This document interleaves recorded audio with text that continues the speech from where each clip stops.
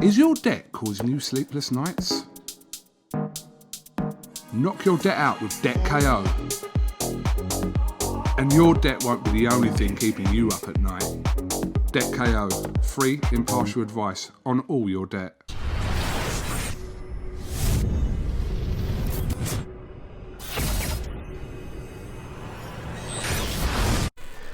Andrew McCART, IFL TV in association with MTK Global. Delighted. Not to speak to you just, Ryan, but I'm delighted and over the moon that we finally get to see this fight. How excited are you to finally get in that ring against Jazza Dickens? I'm with you on that. I'm a boxing fan, and I will watch. I've watched my fights, but not a lot. This is one that I can't wait to be a part of, do my job, and look back with pride. Because I said this recently on an interview. You look at a fighter as an artist. An artist draws 100 paintings, 1,000 paintings, whatever he does, and our work has to be seen as a form of art. It's known as a form of art. So when I look back, not right now, not in a week, when I'm looking back, I'll be able to look back with some pride in some of them performances. Some of them, not every artist does a masterpiece, do they? I've said this in other interviews, so I want to look back with pride, and I've only had it a couple of times, I think, in my career where I can look back and when people show me things on. I had a man after the Cube make a highlight reel, and it's nice because there's little spells of bits, but that's the ultimate goal, to be able to be proud of the work that I've done in this sport.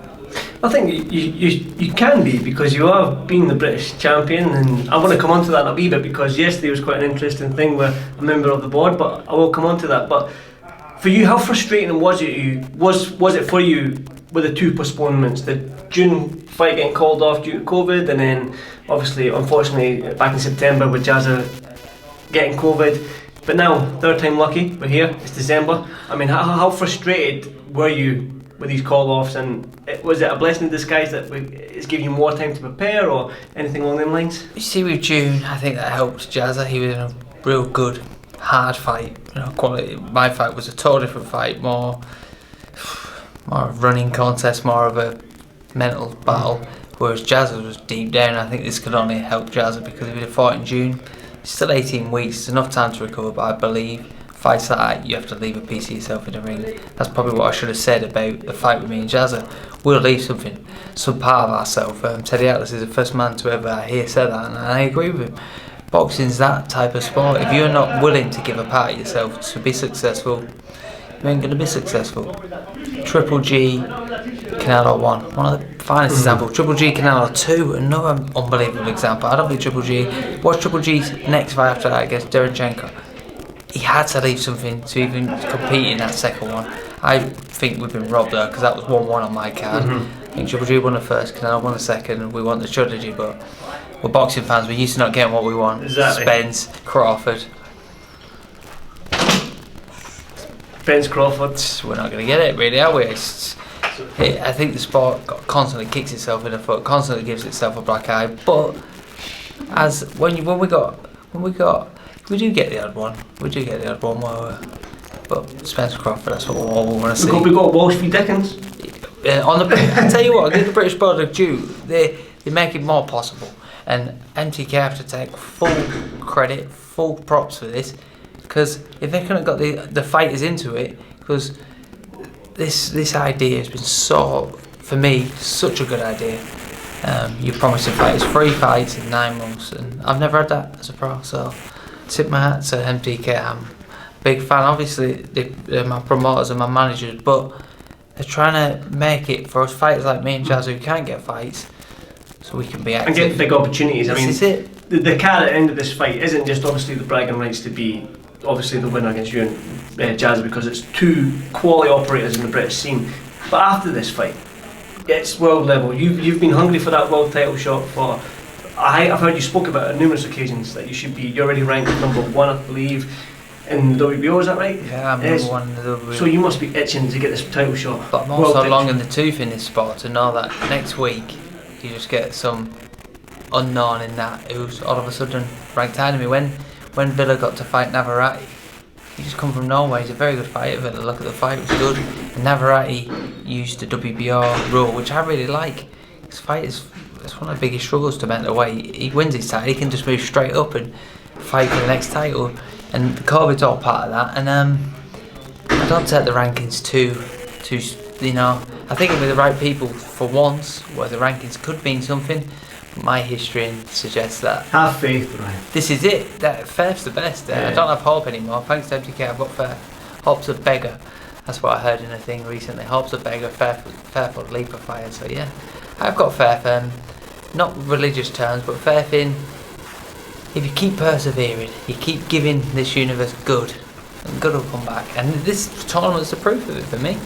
I've been 12-year pro, and this is the first bit of faith I've got in the system, in the where things can be if you're a good person.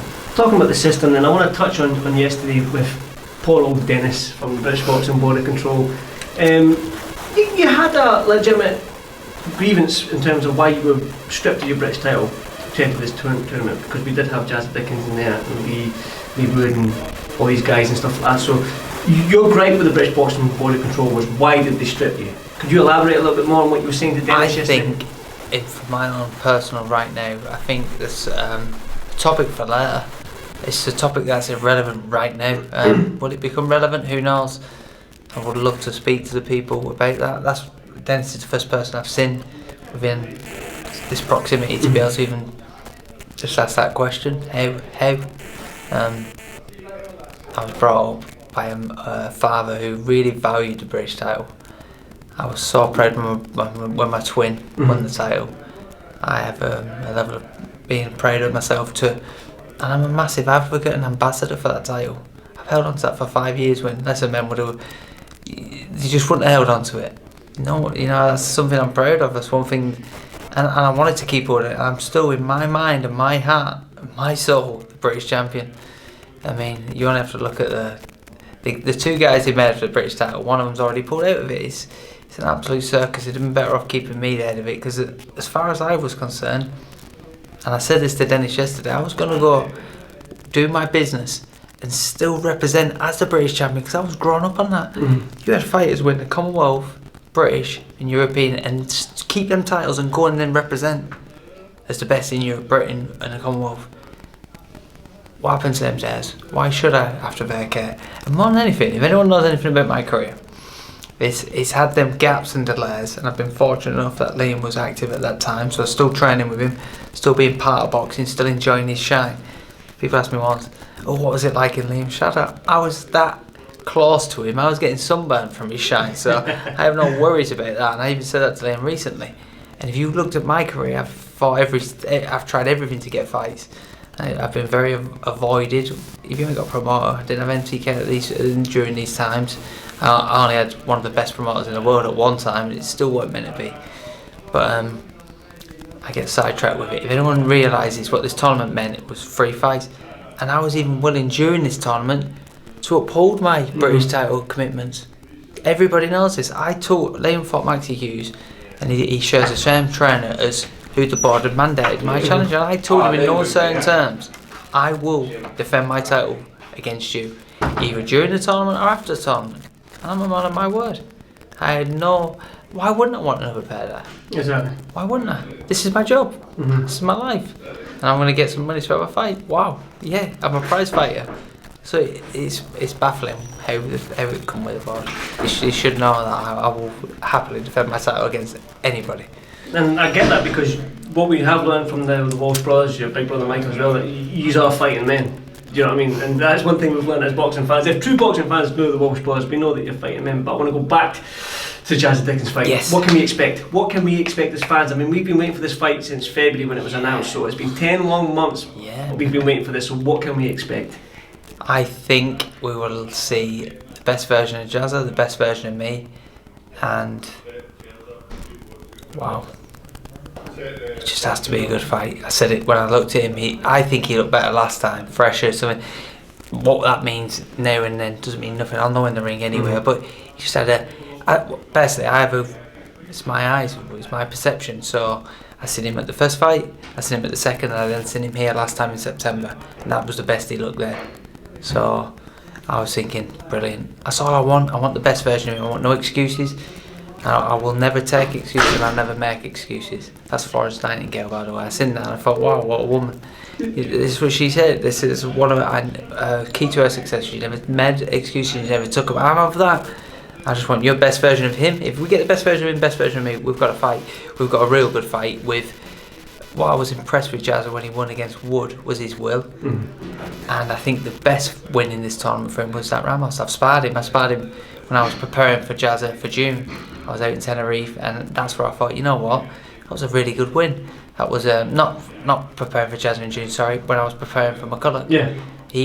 That win's more impressive, having shared the ring with Ramos. I think that was a better win than Wood. I think Wood started maybe possibly believing in his own hype, and Jazza done a real good number on Ramos. That excites me, because I think if you can beat him, you've beaten a very good young hungry fighter there. Can we see a stoppage? I've got my vision, and if I tell you that now, maybe people won't tune in, but I've got my aspirations. I know what I've worked for. I've worked to win, first and foremost. How I win, that's the best bit, isn't it? How you actually perform and do your job, that's the exciting bit. The main man himself there behind me, Ian. Finally, I've got to say that, do you have one eye on what's next? I mean, you spoke with this world title and you won this world title shot. I've heard you in numerous interviews and stuff like that. So, are you gaining confidence going into the Jazza Dickens fight, because you know that possibly with MTK's back and that you win this fight, you're finally going to get your shot at that world title? I think if you can be a world class opponent, like if you look at the three people that beat Jazza, one's fought for a world title, one's a multi world champion, I think, in Rigondeaux, and Tommy Ward's about to fight for a world title.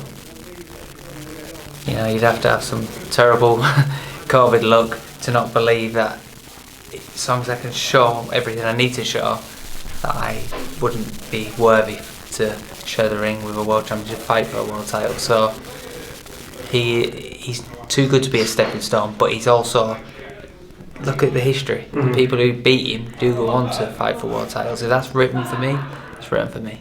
No, I won't keep you much longer, Ryan, because I know you've done a big interview with Sky there. You're doing my IFL now, so I won't keep you much longer. Thanks for this FightFul TV, and like I said to Jazza, I cannot wait for this fight, mate. So good luck tomorrow night. I'm the same. Are we still go for poker? You playing? I'll be there, mate. Is that £20 buy-in? Yes, I think that's right. You're a shark, but I'm not going to lose my money to you, so that's it. Ryan, stay safe, man. I'll speak to you soon. Thank you very much.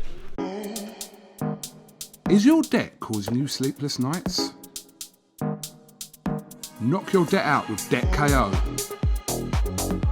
And your debt won't be the only thing keeping you up at night. Debt KO, free, impartial advice on all your debt.